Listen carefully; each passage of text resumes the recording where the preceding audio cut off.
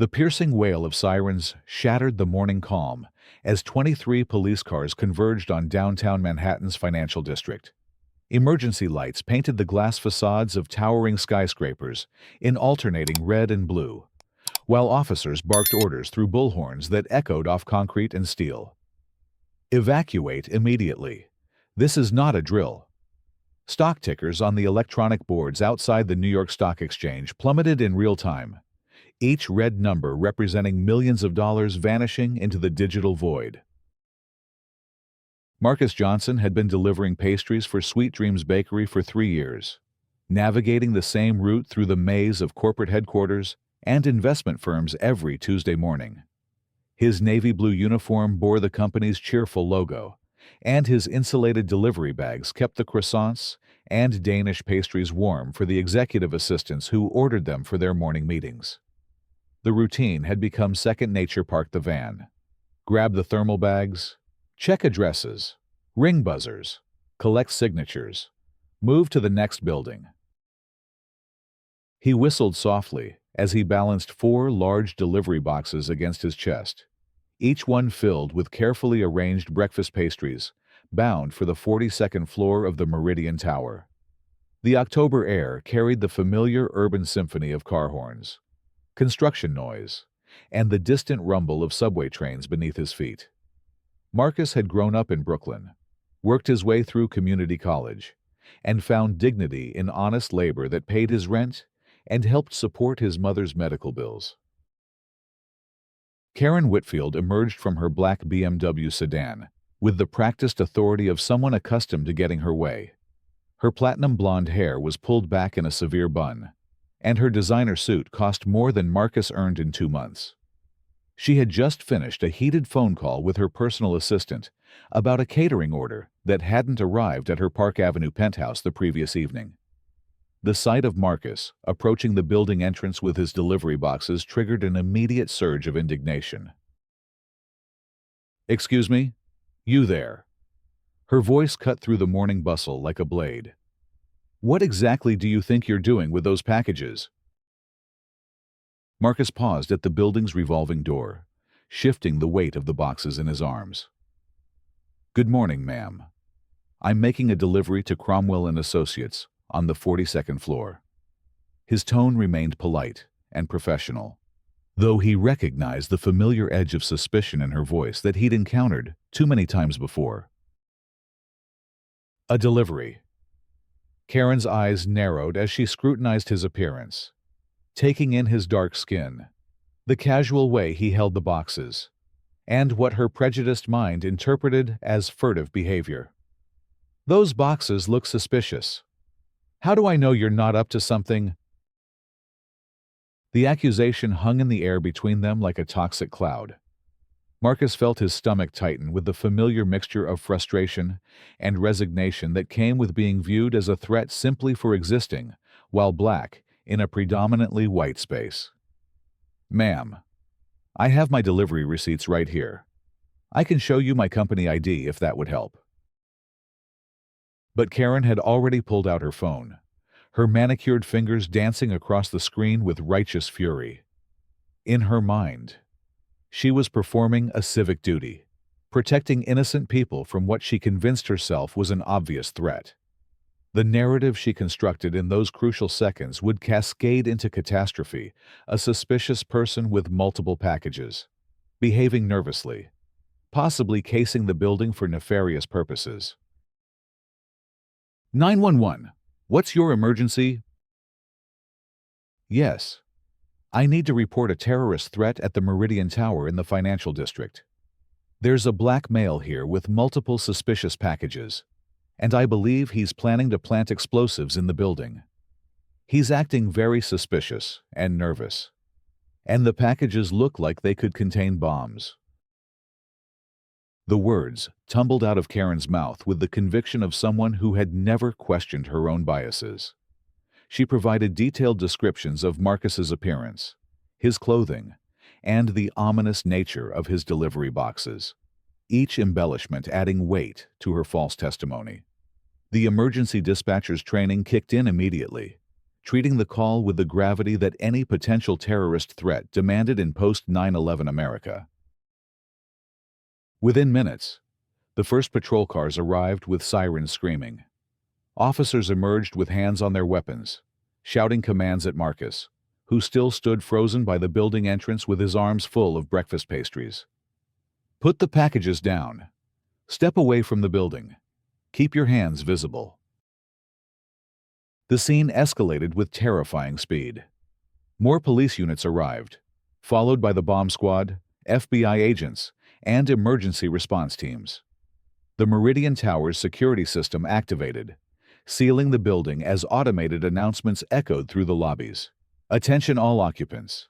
Please evacuate the building immediately using the nearest stairwell. Do not use elevators. This is an emergency evacuation."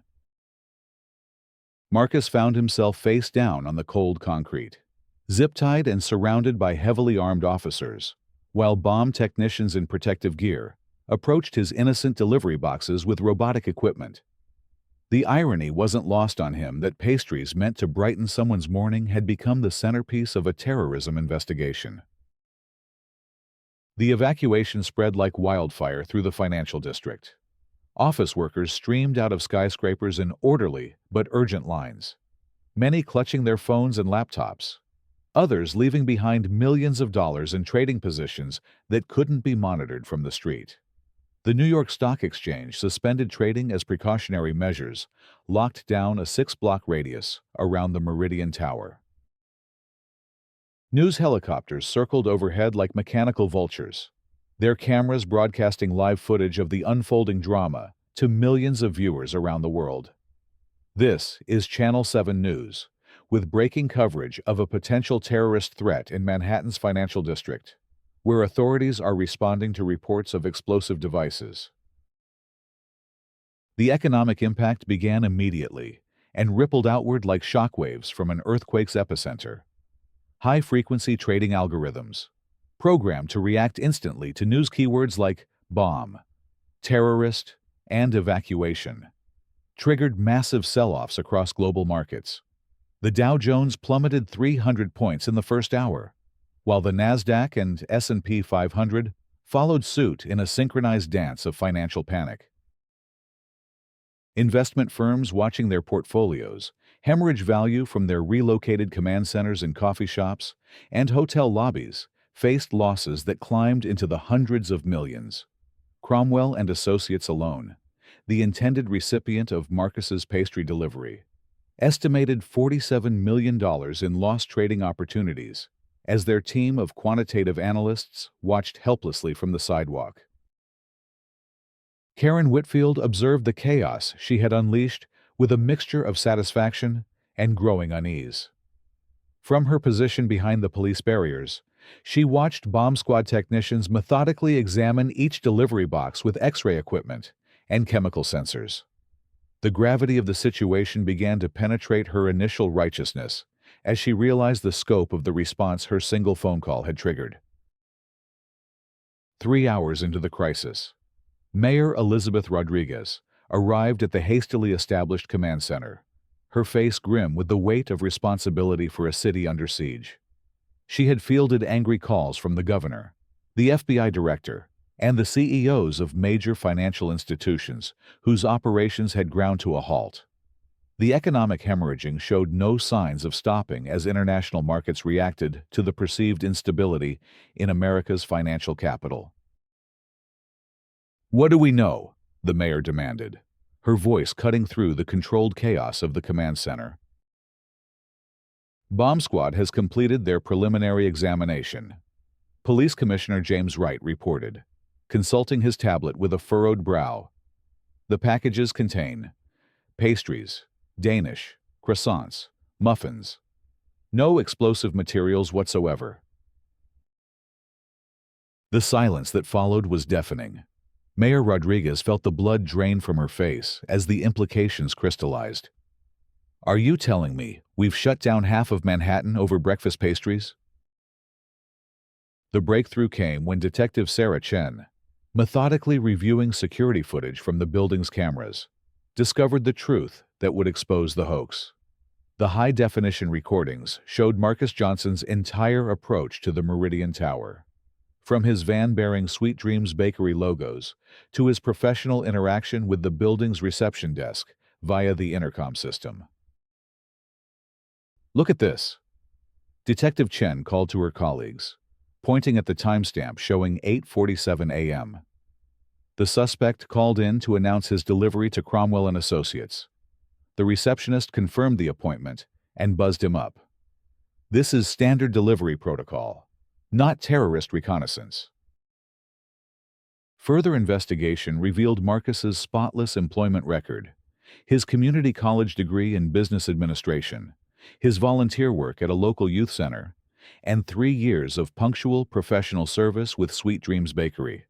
The delivery boxes, when finally opened, contained exactly what his paperwork indicated: 24 assorted Danish pastries, 3 dozen croissants, and an arrangement of seasonal muffins, all carefully prepared for the law firm's monthly breakfast meeting. The revelation struck the command center like a physical blow. Mayor Rodriguez stared at the evidence spread across the conference table: innocent pastries surrounded by bomb detection equipment, delivery receipts next to FBI threat assessments, and security footage showing a working man simply trying to do his job professionally. "Find the woman who made the call," the mayor ordered, her voice deadly quiet. "I want to know everything about her. Her name, her address, her motivation for destroying my city's morning." Karen Whitfield's world began to crumble when FBI agents knocked on her penthouse door 6 hours after her fateful phone call. The agents, armed with phone records, witness statements, and security footage, presented her with the undeniable evidence of her false report. Her initial defiance, insisting she had acted to protect public safety, withered under the weight of documentation that revealed her systematic pattern of racially motivated complaints to building management, police, and city authorities. "Mrs. Whitfield," Agent Martinez began, his tone professional but edged with barely controlled anger. "Your false report to emergency services has resulted in the largest non-attack-related evacuation in New York City history. The economic damage is estimated at $1.2 billion and climbing." The press conference held that evening at City Hall became a watershed moment in the city's ongoing struggle with racial bias and false emergency reports. Mayor Rodriguez stepped up to the podium as camera flashes exploded around her, knowing that her words would be scrutinized by millions of people seeking answers for the day's chaos. "Today, our city experienced a crisis born not from external threats, but from internal prejudice," she began, her voice carrying the weight of collective exhaustion and outrage. "A single false report, motivated by racial bias, brought our financial district to its knees and cost our economy over $1 billion in direct losses." The mayor's words echoed across social media platforms, news networks, and living rooms around the world. The hashtag #JusticeForMarcus began trending within hours, accompanied by security footage of the delivery driver being handcuffed while his pastries were examined by bomb technicians.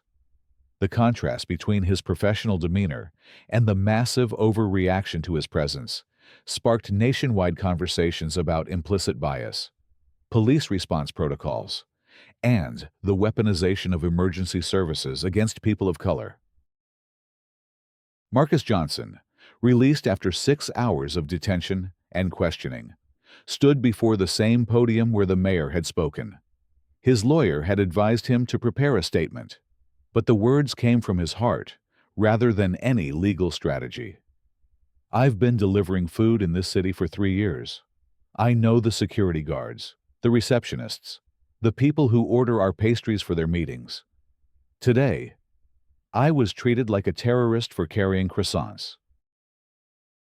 The audience of reporters, city officials, and community leaders listened in rapt silence as Marcus continued.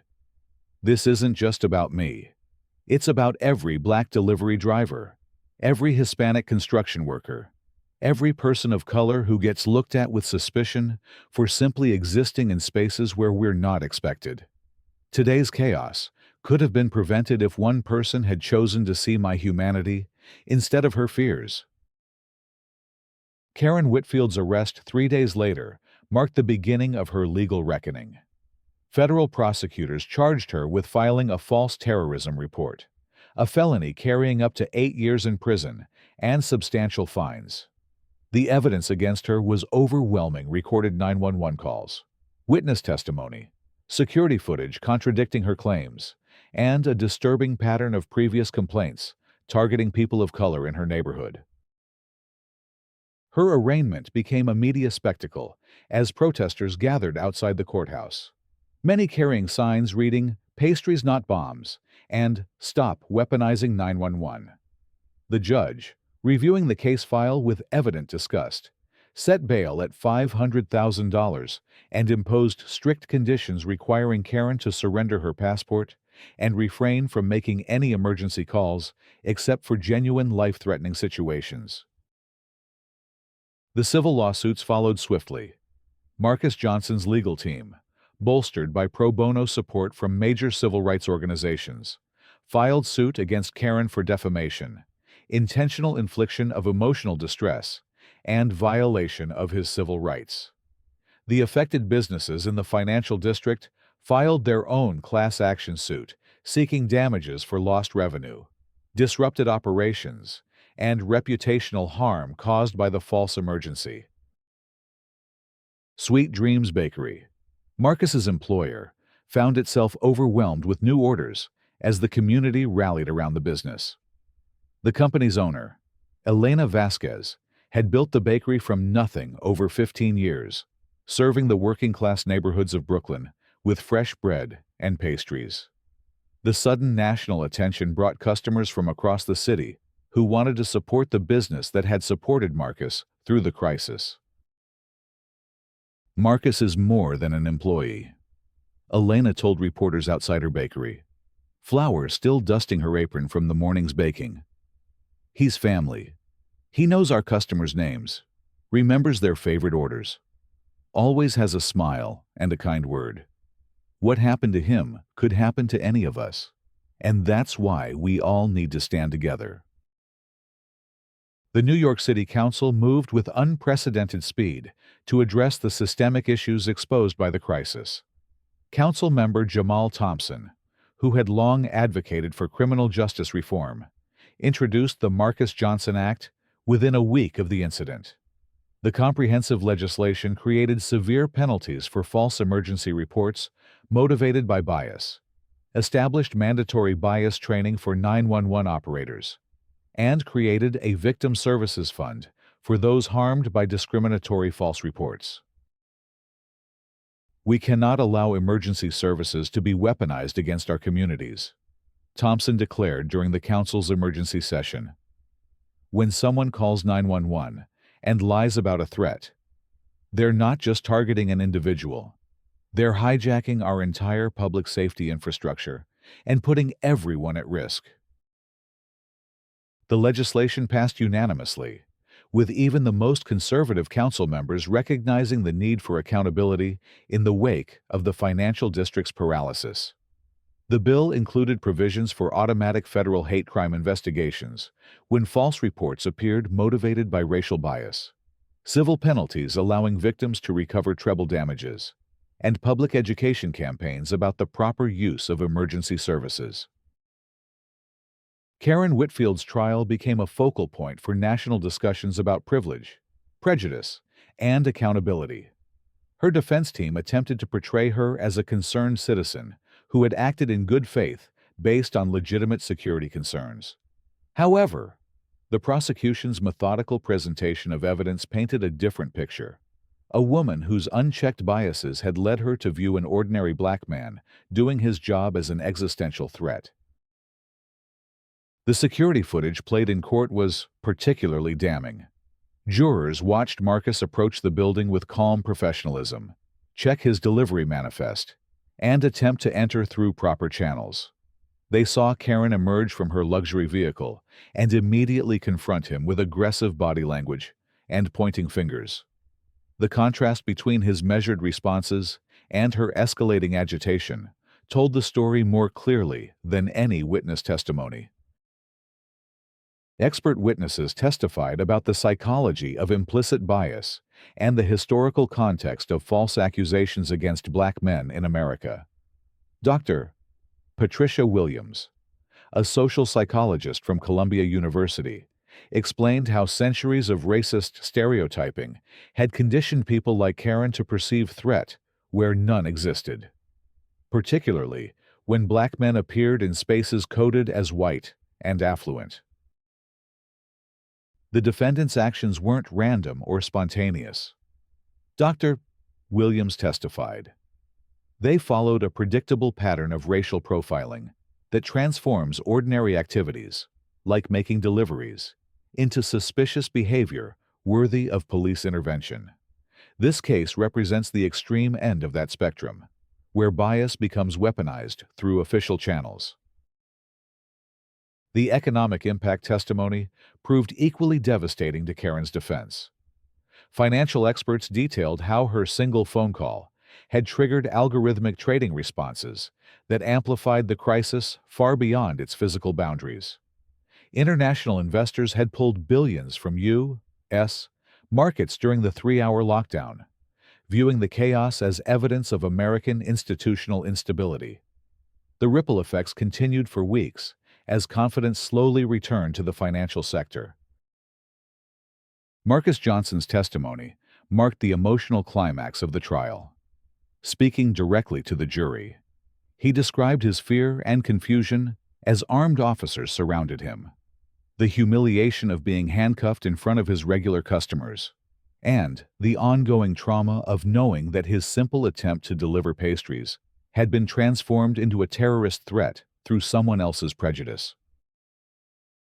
I keep thinking about what would have happened if I had made any sudden movements, if I had reached for my phone to show my delivery receipts, if I had tried to run when I saw the police cars coming, Marcus said, his voice steady but filled with pain. The defendant didn't just call 911. She painted a target on my back and told trained officers that I was dangerous. I'm alive today because I stayed calm, but other men who look like me might not be so lucky. The jury deliberated for less than 4 hours before returning guilty verdicts on all counts. Karen Whitfield was sentenced to 5 years in federal prison, ordered to pay $2.3 million in restitution to affected businesses, and required to complete 500 hours of community service with organizations serving communities of color. The judge's sentencing statement became a landmark document in the legal fight against bias-motivated false reporting. The defendant's actions represent a particularly insidious form of discrimination, Judge Maria Santos declared from the bench. By using the authority and resources of law enforcement to target an innocent man based solely on racial prejudice, she weaponized our justice system against the very people it's meant to protect. This sentence reflects not only the harm done to Mr. Johnson, but the damage inflicted on our entire community's trust in fair and equal treatment under the law. The aftermath of Karen's conviction brought unexpected healing to the community. The Meridian Tower, seeking to repair its relationship with the neighborhood after serving as the backdrop for the crisis, established a small business support fund that provided grants to minority-owned enterprises in the area. Sweet Dreams Bakery received the fund's first grant, allowing Elena to expand her operation and hire 3 additional delivery drivers. Marcus Johnson used his settlement money to enroll in law school, determined to fight against the kind of injustice he had experienced. His story became a case study in civil rights courses across the country, illustrating how quickly bias could escalate into life-threatening situations and how legal remedies could provide both individual justice and systemic change. The financial district itself underwent significant changes in response to the crisis. Security protocols were revised to distinguish between genuine threats and cultural misunderstandings. while building management companies implemented bias training for all staff. The area's business improvement district funded a community liaison program that brought together diverse neighborhood stakeholders to address concerns before they escalated to emergency services. 1 year after the pastry panic, as media outlets dubbed it, Marcus stood again at the entrance to the Meridian Tower. This time, he carried not delivery boxes, but law books, heading to his internship at a civil rights firm occupying the building's 38th floor. The security guard who greeted him was the same one who had watched his arrest 12 months earlier. But now, their interaction carried the weight of shared understanding and mutual respect. "Good morning, Mr. Johnson," the guard said with a genuine smile. "How are the law studies going?" "One case at a time," Marcus replied, returning the smile. "Same as delivering pastries, really. You just keep moving forward and try to make things a little better for the next person." The Marcus Johnson Act had been signed into federal law, creating a national framework for addressing bias-motivated false emergency reports.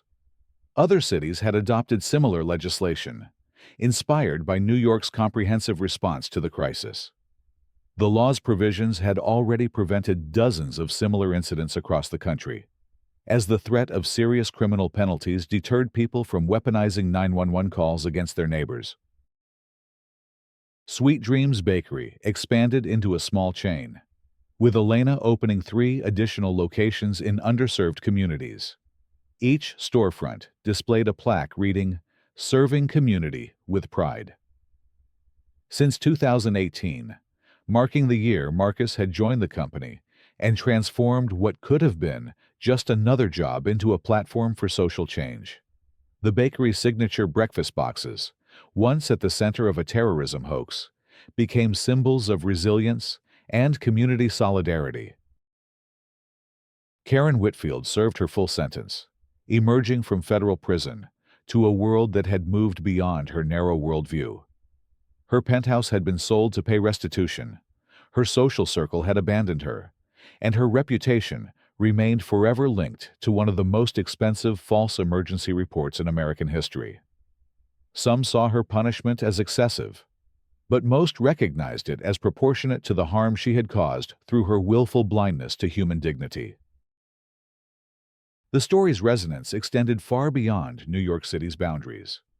Documentary filmmakers chronicled the day's events, creating an award-winning film that was used in law enforcement training programs worldwide. The contrast between Marcus's professionalism and Karen's prejudice became a teaching tool for implicit bias workshops, while the economic consequences served as a stark reminder of how individual actions could cascade into global effects.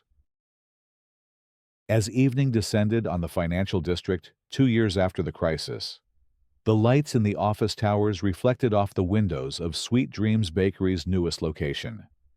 Inside, Marcus Johnson reviewed case files for his civil rights clinic, while the aroma of fresh bread filled the air around him. His transformation from delivery driver to law student to advocate had been forged in the crucible of injustice, but tempered by a community's determination to create something better from the ashes of prejudice. The city had learned that morning that the price of bias was measured not just in dollars and cents, but in trust, dignity, and the simple right to exist without fear. The lessons carved into law and inscribed in memory would serve as guideposts for future generations, ensuring that no one else would face terrorism charges for delivering Danish pastries, and that no one's prejudice could again hold an entire city hostage to fear. In the end, Marcus Johnson's story became more than just an account of one man's ordeal. It became a testament to the power of truth over prejudice, of justice over bias, and of community over fear. The pastries that had sparked a crisis became symbols of hope, proof that even in the darkest moments of misunderstanding, the simple act of feeding others could nourish the soul of an entire city.